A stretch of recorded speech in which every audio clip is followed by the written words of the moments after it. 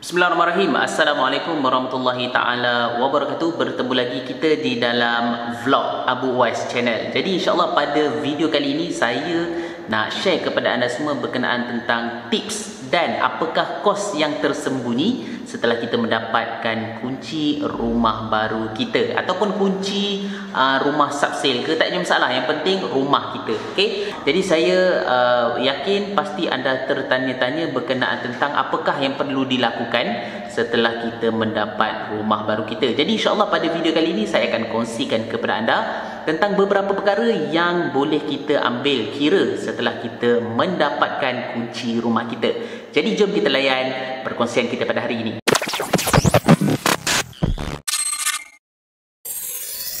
Baiklah, jadi tips yang pertama setelah kita mendapatkan kunci rumah kita sebagai orang Islam, untuk tips sebagai orang Islam, benda pertama bila kita masuk rumah kita, pastikan setelah kita buka kunci rumah kita itu, kita hendaklah azan di setiap penjuru yang ada di dalam rumah kita, supaya kita seperti biasa bila kita sebagai orang Islam nak masuk rumah kita, pasti kita meminta keberkatan dan kita minta supaya Allah Subhanahu Wa Taala menjauhi sebarang benda yang tak baik yang ada di dalam rumah kita. Jadi kita azan sebagai tanda nak menunjukkan bahawa rumah yang kita bina bakal kita menghidupkan keluarga kita ataupun diri kita sendiri adalah rumah di mana rumah yang di dalamnya terdapat unsur-unsur Islam yang sangat baik. Jadi itu antara tips yang pertama, iaitu kita hendaklah azan, ataupun sekiranya kita mempunyai rezeki yang lebih sedikit, mungkin kita selepas daripada kita settle segala persiapan dalam rumah, kita bolehlah buat majlis kenduri doa selamat, kita boleh jemput keluarga ataupun jiran-jiran kita yang baru sebagai sesi pengenalan kita kepada orang-orang yang bakal kita hidup selama mana kita ada di kawasan rumah kita, persekitaran kita, masyarakat kita. Jadi itu yang pertama. Baiklah, tips yang kedua adalah kita hendaklah daftar meter air. Okey, meter air itu sangat penting, sebab kalau rumah kita tak ada air, macam mana pula kita nak buat mandi kan, kita nak bersihkan baju kita, nak cuci rumah kita. Jadi anda perlu daftar meter air. Okey, daftar meter air kat mana? Dekat Jabatan Bekalan Air lah. Macam saya dekat Sarawak ini, kita pergi dekat JBLB daerah Lundu. Jadi di situ kita kena daftar meter air kita. Jadi bila kita daftar meter air ni, bukan sekadar kita datang nak daftar macam tu saja. Kita perlukan kos untuk kita daftar meter air kita. Jadi antara benda yang diperlukan adalah pertama, kita punya SMP. SMP ni apabila kita dah dapat kunci, lawyer kita akan bagi salinan dekat pemaju dan pemaju akan submit dekat kita lah. So SMP ni, kemudian kita dikendaki untuk isi borang yang ada di JBLB, maknanya Jabatan Bekalan Air dekat daerah kita tu lah. Kemudian setelah itu barulah pihak Jabatan Bekalan Air ini akan minta kita untuk membuat pembayaran daftar meter air. Kalau dekat kawasan Sarawak ini harganya adalah RM1,134. Jadi itu antara kos yang perlu ada untuk kita daftar meter air. Dan setelah kita dah daftar meter air, insya-Allah dalam waktu-waktu yang terdekat kita akan dapat air lah. Jadi mereka akan pasang meter itu dan air akan terus masuk ke dalam rumah kita. Itu merupakan tips yang kedua. Baiklah, yang ketiga pula, anda perlu daftar elektrik. Daftar elektrik. Kalau kat Semenanjung, TMB. Kalau dekat Sarawak ni, Sesko lah. Kat Sabah, Jabatan Bekalan Elektrik dekat Sabah lah. Jadi dekat Sarawak ni sama juga konsep dia. Kita perlu SNP. Maksudnya salinan SNP tu perlu dibawa dekat Jabatan Bekalan Elektrik, iaitu Sesko. Kemudian kita akan isi borang kita. Setelah isi borang, pihak Sesko akan buat satu salinan lagi, di mana salinan itu menunjukkan bahawa kita nak daftar meter elektrik kita lah.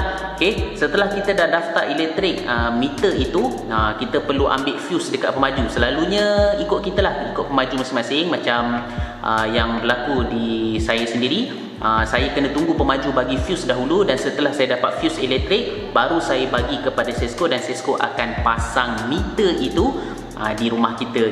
Jadi itu merupakan pendaftaran elektrik. Apabila kita daftar elektrik, macam biasa, sama juga dengan daftar air tadi, kita memerlukan kos untuk kita bayar daftar meter itu, di mana kos bagi Sesko, mereka charge kepada kita RM500 untuk pemasangan dan daftar meter elektrik. Jadi itu merupakan perkara yang ketiga. Baiklah, setelah kita daftar meter air dah, daftar elektrik dah, tips yang keempat. Tips yang keempat, kita hendaklah cek kita punya rumah. Okey, cek rumah kita sebab kita akan mendapat warranty lebih kurang setahun dari pihak pemaju, di mana kita boleh cek apakah kekurangan yang terdapat di dalam rumah kita. Antara benda yang boleh kita cek adalah kita boleh cek dekat pintu kita, dekat tombol pintu ataupun sliding door kita. Itu pun antara benda yang boleh kita cek juga. Dan selain itu juga kita boleh cek tile yang ada dekat rumah kita. Kita boleh ketuk satu-satu. Kalau rajin ketuklah satu-satu. Kalau tak rajin mungkin boleh upah orang ke untuk ketuk dan lihat mana kekosongan, di mana mereka boleh tampal ataupun repair balik. Selain daripada itu juga kita boleh tengok dekat bilik air kita, pipe-pipe kita, okey. Dan apabila kita dah daftar air, daftar meter air, kita boleh buka kita punya meter air yang pertama tu, kemudian air akan masuk ke dalam tangki. Kita boleh cek adakah terdapat kebocoran di dalam tangki air rumah kita. Jadi itu antara benda-benda yang boleh di repair. Selain daripada itu juga boleh cek dekat bahagian depan rumah kita, dekat meter air tu adakah terdapat kebocoran air ataupun tidak, dan sekiranya terdapat kebocoran boleh maklumkan kepada pemaju kerana kita masih di dalam under warranty rumah. Jadi itu antara perkara yang kena ambil tahu. Cek segala apa kekurangan yang ada di dalam rumah kita kerana kita masih mendapat warranty dari pihak pemaju. Baiklah, setelah kita mendapatkan meter air, okey, kemudian kita dah dapat elektrik, kemudian kita dah cek segala masalah yang ada rumah, semua dah clear dah, tak ada kerosakan dan sebagainya, kita pergi kepada yang berikutnya, iaitu kita nak buat pemasangan wiring. Jadi kita kena jumpa kontraktor wiring yang ada di kawasan kita ataupun di kawasan mana-mana saja, yang penting anda kenal dia, kemudian minta dia untuk tanya dia harga untuk buat wiring. So biasanya kontraktor wiring ni akan offer kepada kita, yang pertama dia akan bagi tahu bahawa dia mempunyai barang, dia akan beli barang, kemudian dia akan buat pemasangan wiring lah. Dan keduanya, kita beli barang kita sendiri, barang elektrik, dan kemudian dia yang akan pasang. Okay? So benda pertama apabila kita jumpa kontraktor wiring ni, pertama kita kena tanya kat dia berapa harga bagi satu point elektrik. Maksudnya satu point elektrik ni adalah contoh kita nak pasang lampu, atau kita nak pasang kipas, kita nak pasang water heater, aircon dan sebagainya, berapa cas dia untuk satu point. Sebab satu lampu ni dia akan pakai satu point, satu kipas satu point. Kalau kita buat looping ni takut dia ada masalah lah, dia mungkin ada trip elektrik yang terbakar sebagainya. Jadi lebih baik kita kira point. Satu point berapa harga? Macam kat sini dikira satu point untuk satu lampu ataupun kipas satu, dia akan kira RM100. Okey, kemudian apabila kita dah tahu harga untuk satu point, kita tanya pula dekat dia berapa harga. Contohnya kalau kita nak buat switch baru, okey, kita nak buat plug baru lah, okey, pin yang 3 tu kita nak buat plug baru, berapa harga. Macam saya di sini dia kira sebagai RM120. Contohnya kita nak buat satu plug baru, bukan plug asal kalau plug asal kat rumah ni tak ada masalah. Contoh kita nak tambah-tambah, biasalah kadang-kadang bilik dia bagi satu dia plug kan, kita nak tambah 2, 3 dan sebagainya. Jadi kita tanya berapa satu plug. Selalunya kalau kawasan sini dipanggil RM120 sahaja di Sarawak, okey. Dan kemudian apabila kita dah buat plug tu, dia punya anak-anak dia yang kecil tu, kita nak tambah lagi berapa casnya. Kalau cas dekat sini RM50. Jadi satu point RM100. Kemudian kalau tarik plug baru RM120. Kalau nak tambah lagi switch tepi dia nak sambung itu, nak sambung dia punya plug dia cas RM50. Itu secara umum sahaja. Itu tidak dikira dengan pemasangan barang. Macam contohnya pasang kipas, dia agak leceh dan susah sikit, jadi mungkin dia akan cas harga pemasangan, upah pasang pula. Kalau lampu, upah pasang lain pula. Kalau contohnya dia nak buat water heater pun upah pasang lain pula. Jadi bukan semua item elektrik yang kita beli itu mudah ataupun sama dia punya upah pemasangan. Jadi itu anda kena tanya kepada kontraktor wiring sendiri. Jadi bajet-bajet yang telah diberikan itu anda boleh buat kira-kira lah. Kalau semakin banyak lampu ataupun barang elektrik yang kita pasang, harga dia semakin banyak dan semakin mahal. Jadi ikut kemampuan anda nak beli sendiri barang ataupun anda nak suruh mereka sendiri cari barang dan terus buat pemasangan. Itu pilihan anda sendiri. Baiklah, seterusnya bila kita sebut berkenaan teg elektrik ni, ada satu lagi perkara yang ingin saya kongsikan, iaitu berkenaan tentang dia punya main switch dia. Main switch utama ikut rumah. Kadang-kadang pemaju ni dia akan buat main switch dia sekadar yang biasa-biasa sahaja. Okey, seeloknya kita tanya kepada kontraktor wiring itu, adakah main switch kita itu cukup untuk menampung elektrik di dalam rumah kita. Jadi itu anda kena tanya. Okey, sekiranya dia kata perlu tukar, sebaik-baiknya tukar. Maklumlah kita ni kadang-kadang tak cukup kipas, nak tambah lampu pula. Dah cukup lampu nak tambah aircon pula. Nah, tambah lampu dah ada aircon, nak tambah pula mesin basuh. Mesin basuh nak ada yang pengering pula. Jadi semakin banyak barang-barang elektrik yang berat-berat nak masuk ke dalam rumah kita, jadi dia perlu ada main switch yang lebih kukuh untuk support elektrik dekat rumah kita. Jadi itu pun kita kena tanya kepada kontraktor wiring. Baik, setelah selesai berkenaan tentang wiring, kita kena lihat ke bahagian air pula.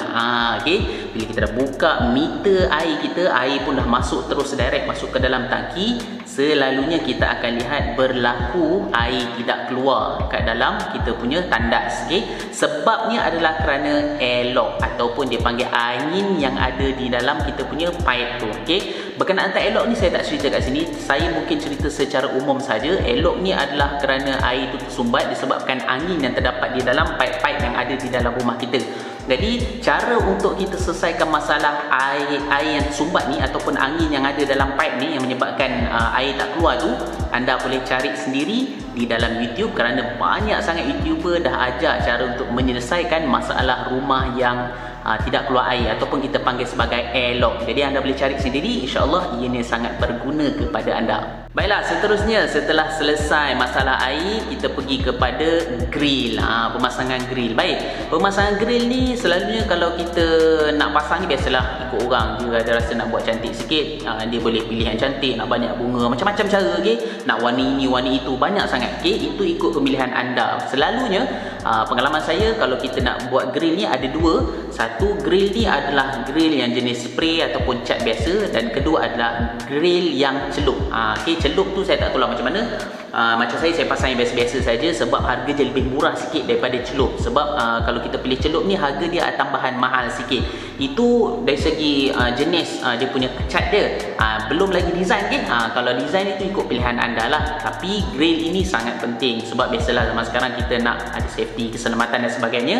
Dan apabila kita buat grill, benda yang sangat penting juga adalah kita kena buat grill keselamatan. Okay? Pastikan ada grill keselamatan. Jangan mengharapkan satu sahaja grill yang punca utama untuk kita keluar rumah. Pastikan bilik utama kita ada grill grill keselamatan ataupun bilik lain. Ada dua pun cantik, ikut masing-masing. Yang penting mesti ada grill keselamatan supaya kita apabila berlaku emergency dalam rumah kita, kita boleh cari tempat-tempat untuk kita keluar, untuk meloloskan diri kita untuk mencari tempat yang selamat. Jadi itu berkenaan tentang grill. Baik, pemasangan kos grill ini kena tanya kontraktor lah. Macam rumah teres selalunya buka harga 4,000 ke 5,000. Tapi kalau kita dah masuk kepada awning, nak tutup belakang dekat bahagian dobi tu, dekat makan mesin basuh kita nak tutup belakang dia ambil kira kos yang lain. Kemungkinan boleh cecah kepada RM9,000. Okay? Rumah teres saja. Rumah yang 2 tingkat saya tak pastilah. Jadi untuk itu anda kena tanya kepada kontraktor. Okay? Ikut kemampuan anda. Kalau tak mampu buat seperti biasa, insya-Allah kalau ada rezeki boleh buat yang lain. Baiklah, itulah beberapa tips daripada saya setelah kita mendapat kunci rumah kita. Dan selain daripada itu, beberapa kos yang tersembunyilah setelah kita mendapatkan rumah kita, mendapatkan kunci rumah kita. Jadi apa yang penting adalah persediaan kita adalah menyimpan duit. Setelah kita dapat duit, jadi kita bolehlah kita simpan dahulu sebelum kita dapat kunci. Sebab apabila kita dapat kunci rumah kita, selain daripada kita kena bayar bulanan rumah kita daripada bank ataupun LPSSA sekalipun, kita juga perlu sediakan wang untuk kita masuk rumah kita. Sebab kalau kita masuk mesti nak beli perabot lah, nak buat grill lah, nak buat wiring lah, semua itu memerlukan kos-kos. Daftar meter air, daftar elektrik juga mempunyai kos. Jadi itu antara perkara-perkara yang perlu diambil kira. Pesanan saya, simpan duit daripada sekarang. InsyaAllah apabila anda sudah dapat kunci nanti, anda lebih selesa untuk membuat sesuatu ataupun anda nak bina sesuatu di dalam rumah anda, tak jadi masalah sebab anda mempunyai cash. Okay? Cash is king untuk kita masuk ke dalam rumah kita. Kalau tidak, kalau kita tak ada rumah, lambat sikit lah kita masuk rumah. Nak daftar meter air dulu, tunggu sebulan. Lepas tu nak daftar elektrik pula, tunggu sebulan. Nak tunggu gaji, baru ada duit. Jadi itu mungkin menyebabkan kita lambat masuk rumah. So pesanan daripada saya, simpanlah duit sikit-sikit. InsyaAllah apabila kita dah dapat kunci nanti, senang untuk kita masuk rumah secara langsung. Jadi saya rasa itu saja perkongsian daripada saya. InsyaAllah kalau ada apa-apa lagi yang boleh saya kongsi di dalam vlog saya pada kali ini, saya akan kongsikan. So jangan lupa untuk tekan butang like, komen, subscribe, share dan sebagainya. InsyaAllah memberi manfaat kepada orang lain. So itu saja daripada saya, Abu Channel. Wabillahi taufiq wal hidayah. Assalamualaikum warahmatullahi taala wabarakatuh. Kita jumpa di dalam video yang lain.